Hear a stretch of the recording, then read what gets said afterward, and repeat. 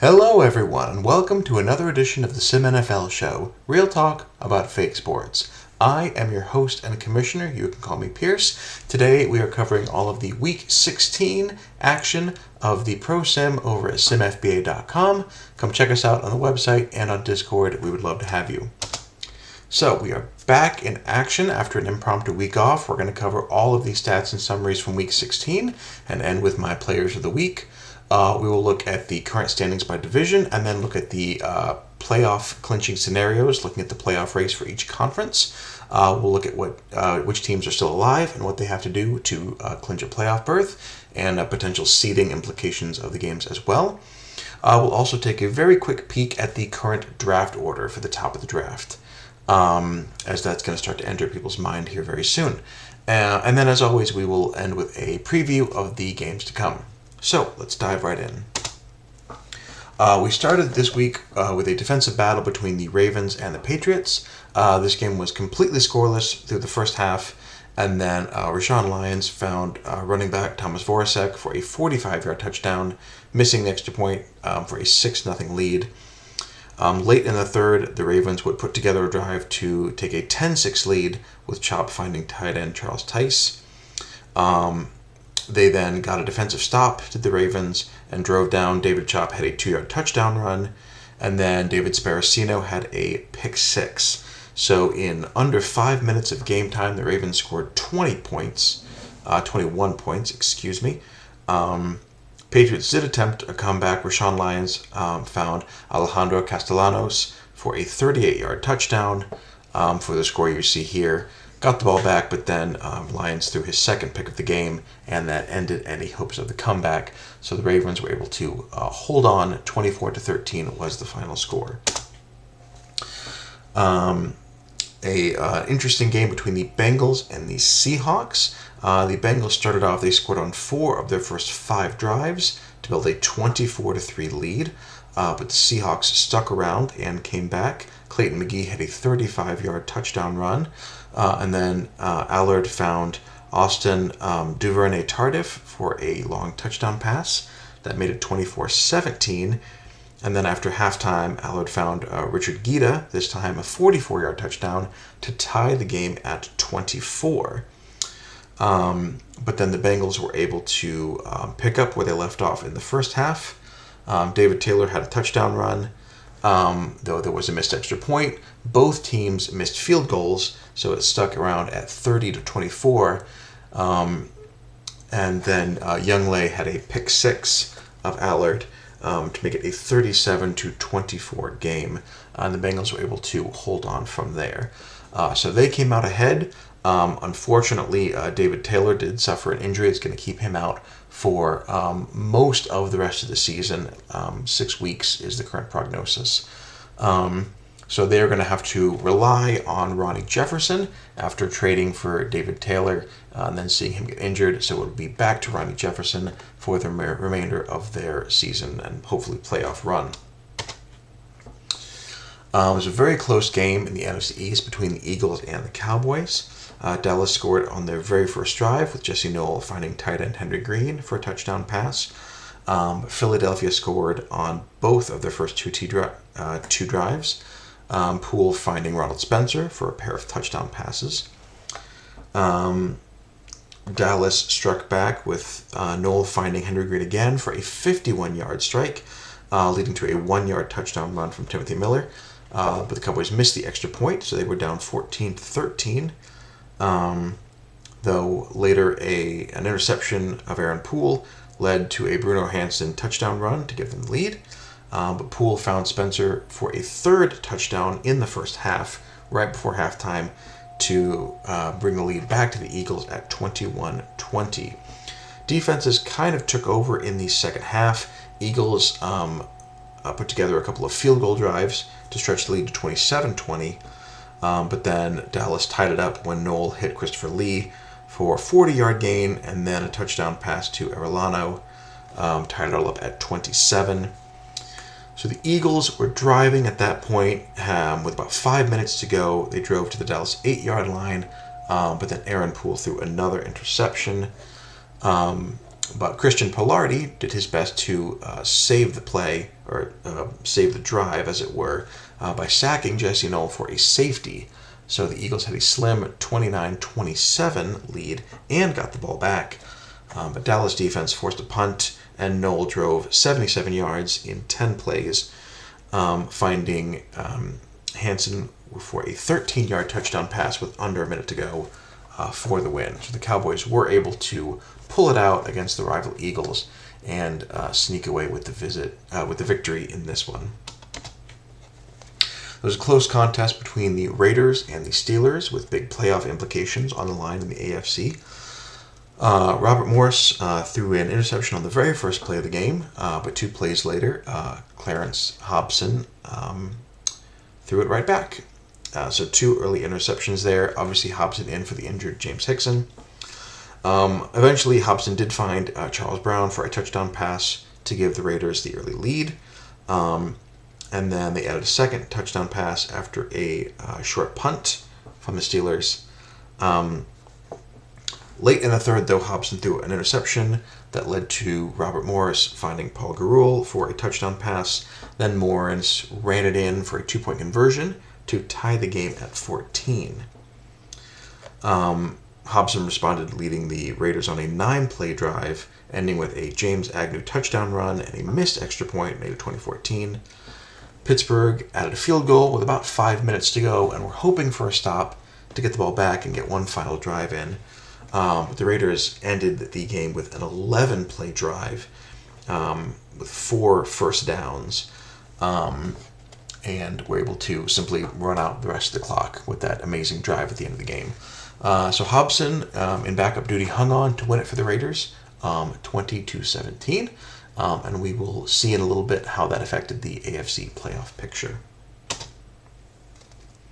The Chargers and 49ers duked it out, with the Chargers ultimately coming out ahead.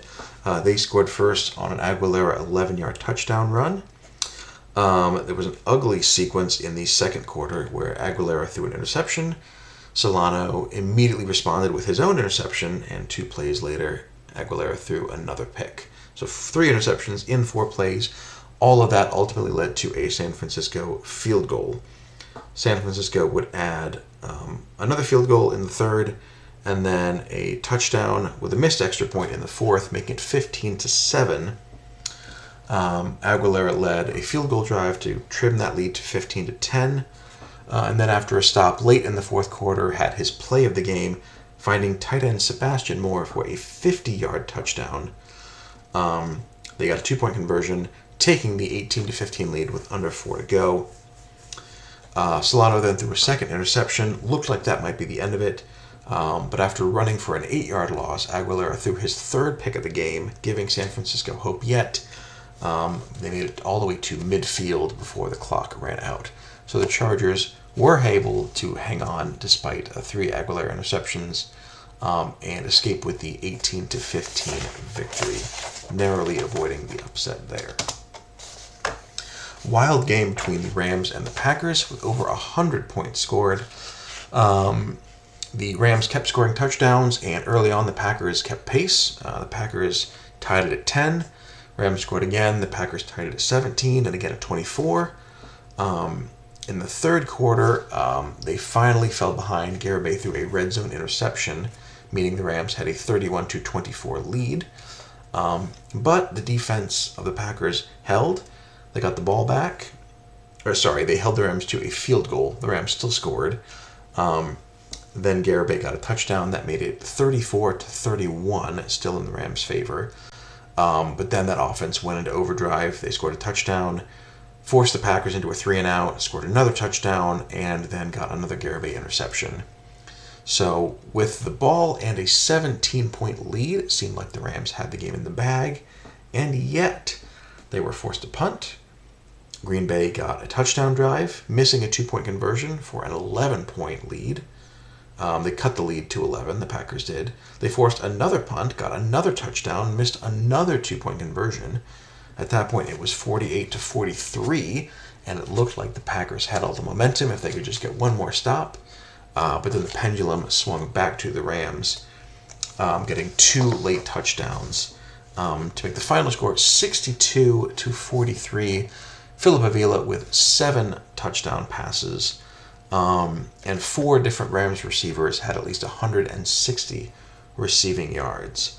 All told, the game had 13 touchdowns, 1,250 passing yards, and exactly 41 rushing yards.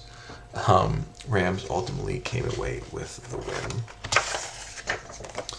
A stunning upset on Monday night with the Falcons beating the Dolphins 20-18.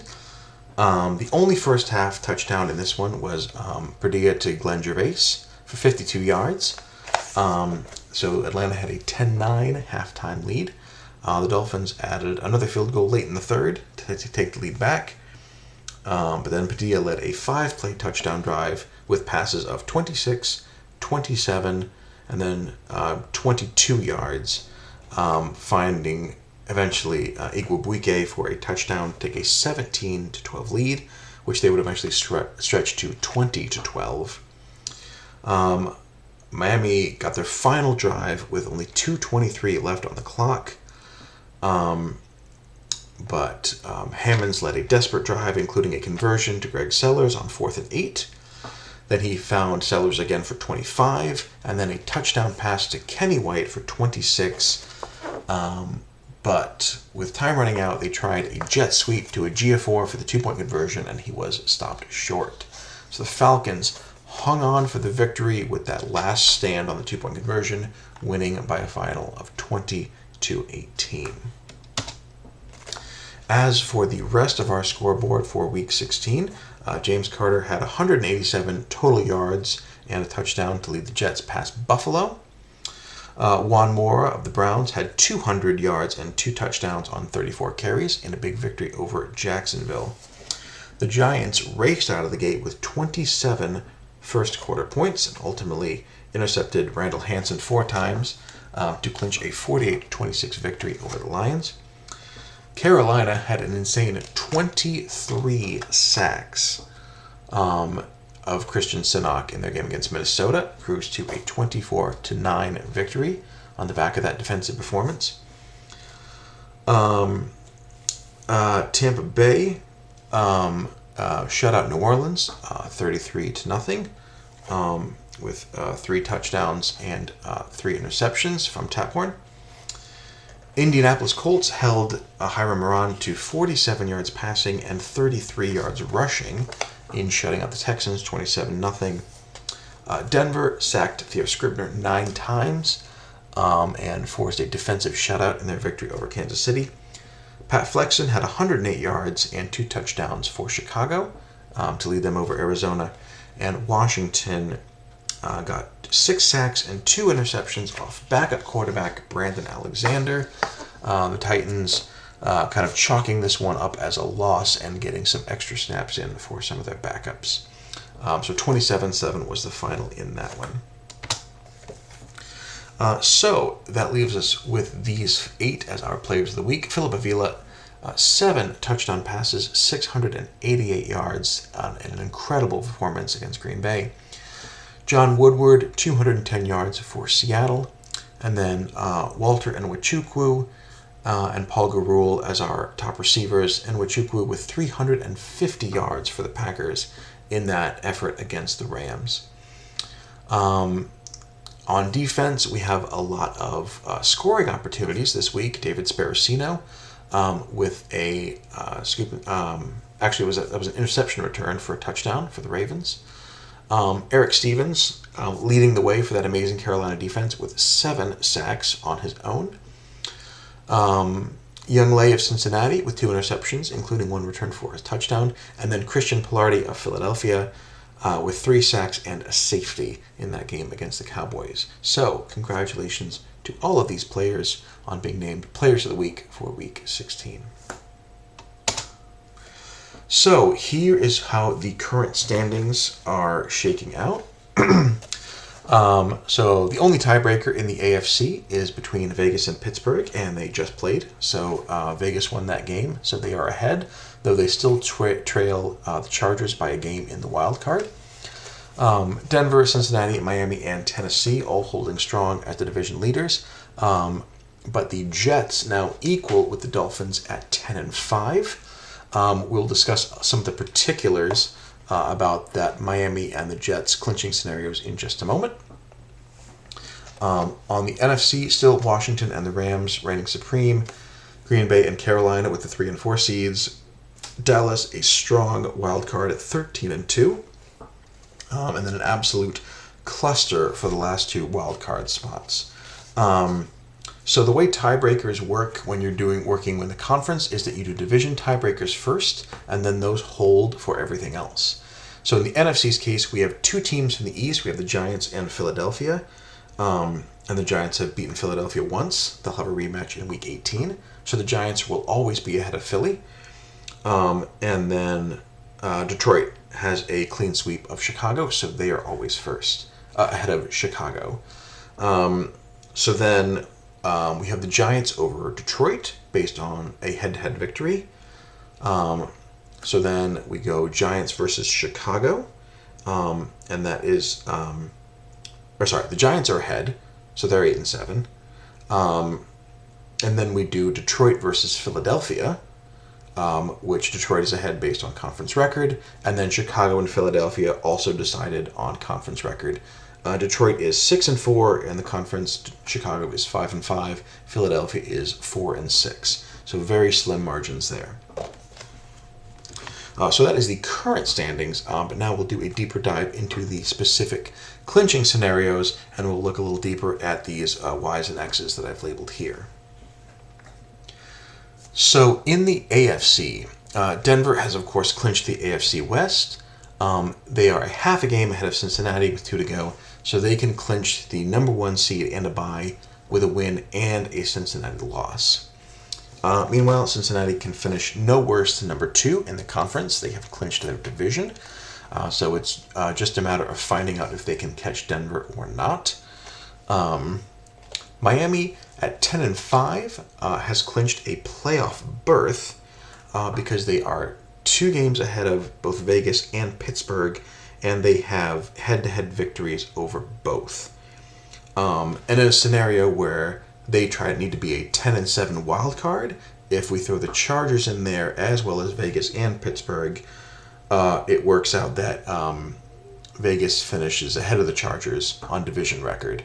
So the Chargers get bumped out. It goes back to a 3-way tie between Miami, Vegas, and Pittsburgh, and Miami has the head-to-head over both of them. So Miami is in. They have not clinched the division, but at 10 wins, they have clinched at least a spot in the playoffs. Meanwhile, Tennessee is 2 games ahead of Jacksonville and has the head-to-head sweep, so they have clinched the South.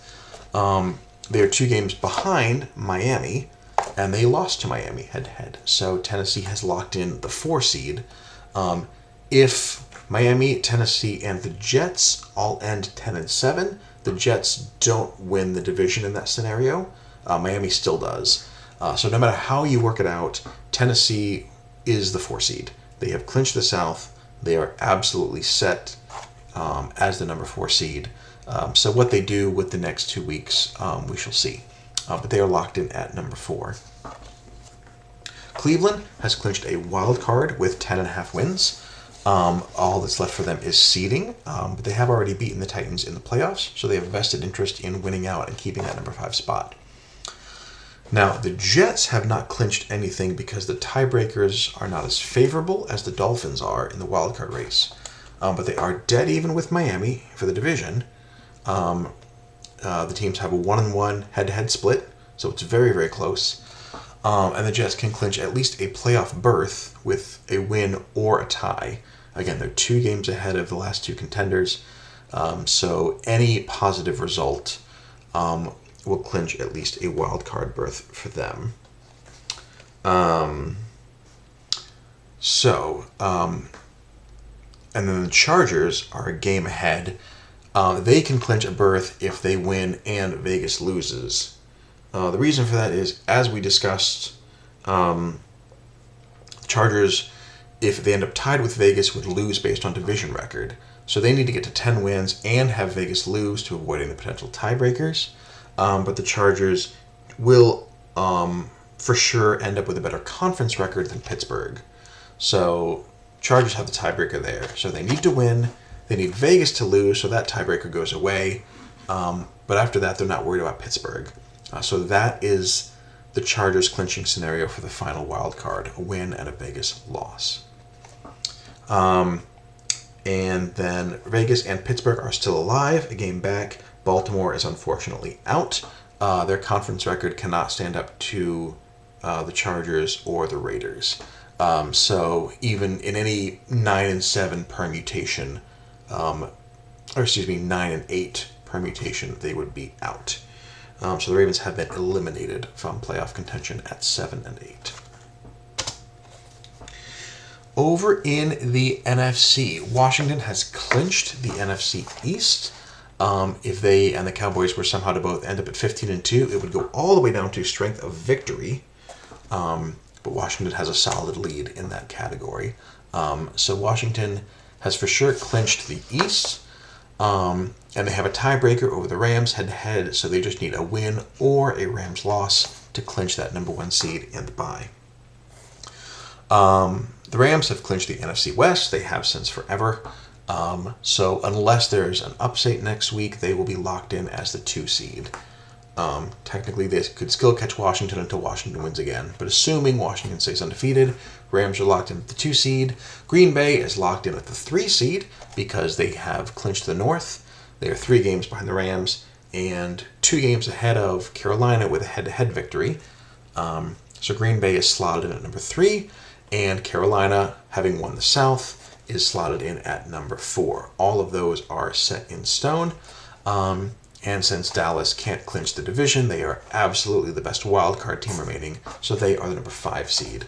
So barring an upset from Washington, losing next week, 1 through 5 in the NFC are all strictly set. It just comes down to the last 2 spots. Unsurprisingly, the Giants, being currently on top in tiebreakers, have the easiest of the clinching scenarios.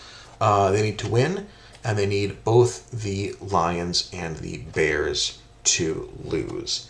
That would clinch a spot, because the Giants would be a game up on both of those teams, and they have a head-to-head tiebreaker over Detroit, and they are better against common opponents than Chicago. So in that scenario, even if the Giants were to lose to Philadelphia the last week of the season and get leapfrogged by the Eagles, the Giants would still finish in the 7th seed ahead of both of the North teams. So the Giants need to win and both of the North teams to lose, and they have at least a wild card. Meanwhile, Detroit, if they win and all those other 3 teams lose, the Giants, Bears, and Eagles, Lions will clinch. So pretty much everything needs to go their way. But the Giants and the Lions certainly have the inside track. If they win and things don't fall their way, they still control their own destiny, win and they're in next week. Chicago and Philadelphia need to win out and get some help from the 2 above them. So it is very, very close there. A lot could change in the last 2 weeks, especially with direct games like with the Giants and Philadelphia in Week 18. But the top 5 are well set, and then we have our scenarios for the last 2 spots. Meanwhile, for those teams who are already looking ahead to 2025, here's the current draft order. It's reversed by winning percentage, and then the only tiebreaker is strength of schedule. So based on my model in playoff predictors, this is what it's spitting out so far. Arizona, of course, at 0-15 with the top seed. And then Houston, number 2. San Francisco, New Orleans, and Kansas City with 3 wins, being the rest of the top 5. Minnesota has not played an extra game. They are 4-11. Sorry about that. Minnesota, Seattle, and Buffalo, all with 4 wins, and then New England, Atlanta, and Indianapolis with 5 wins, going through the top 10, and then Tampa Bay at 6-9 at number 12. Also worth mentioning, Arizona has an additional first-round pick, presumably near the end of the first round. They have Washington's selection. And then Kansas City, sitting at number 5 currently, also has Tennessee's first-round pick. So those 2 teams have an extra first-round pick waiting for them later as well. But that is where the order is currently for the top 12 picks. obviously, we will keep a close eye on that as the season winds down. And in week 17, here's what we have to look forward to. We're going to start with a great potential playoff play-in game between the LA Chargers and the New York Jets. That's on Thursday night. Early on Sunday, we have Miami going to Carolina, 2 more playoff hopefuls and division leaders going at it. And then Jacksonville is at the New York Giants. In the afternoon time slot, we have Cincinnati at Tennessee. Again, both looking to improve their playoff odds. And then Green Bay at Dallas. 2 exceptional teams who don't have as much to play for, so we will see how the coaches decide to approach that game. That could be very competitive, could be very one-sided if anyone ends up resting anyone. But on paper, a great game in the afternoon slot. And then Sunday night, we have the Cleveland Browns at the LA Rams. Again, 2 teams with some little bit to play for, but excellent teams on paper. And then Monday night, we'll finish things off with Minnesota at Denver for the final game of the week. Hope you'll stick around for all of those. But that is it for all of my content today. Thank you so much for tuning in. As always, good luck and have fun.